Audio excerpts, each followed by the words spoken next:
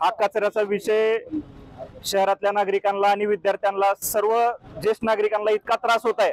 आज प्रशासनाला त्या गोष्टीची जाणीव व्हावी, ही जाणीव करून देण्यासाठी आम्ही हा कचरा फेकून त्या प्रशासनाचा निषेध केलेला आहे। त्यांना कधी ह्या कचरा फेकल्यामुळे तर ह्या दुर्गंधीमुळे तर त्यांना खरं तर जाणीव व्हावी आणि या सरकारला आणि प्रशासनाला जाग यावी, हीच आमची अपेक्षा आहे। आणि येणाऱ्या काळात जर आज ह्याची पण दखल घेतली नाही तर ह्याच्यापेक्षा तीव्र आंदोलन आम्ही महाविकास आघाडीच्या वतीनं करू, एवढंच आम्ही सांगतो।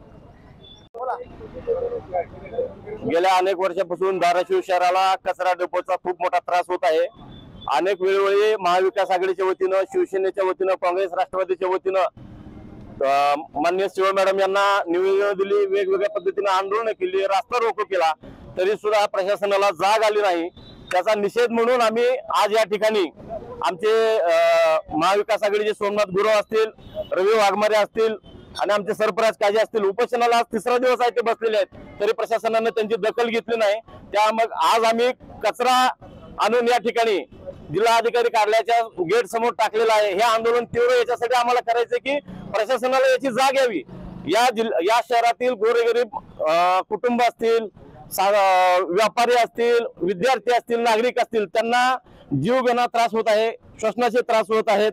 आज जर तुम्ही त्या कचरा डेपोकडे जाऊन बघितलं तर तुम्ही जाऊ सुद्धा शकणार नाहीत। त्या रस्त्याची अवस्था आणि शहराच्या मध्यवर्ती ठिकाणी हा कचरा डेपो आहे, तरी सुद्धा प्रशासनाला याची जाग आहे ना। हे शहर एकीकडे शिवमुलीपर्यंत, इकडे तुळजापूरकडे वाढत असताना मध्यवर्ती ठिकाणी कचरा डेपो असावा का, याचा लोकांना विसर पडला आहे। आज काय केलं तुम्ही? आज या ठिकाणी आम्ही जिल्हाधिकारी कार्यालयासमोर कचरा टाकून या सरकारचा निषेध या ठिकाणी नोंदवलेला आहे आणि उद्याला झेंडावंदन आहे। पालकमंत्र्यांच्या हस्तून आम्ही हे झेंडावंदन होऊ देणार नाही जोपर्यंत कचऱ्याचा निर्णय होत नाही।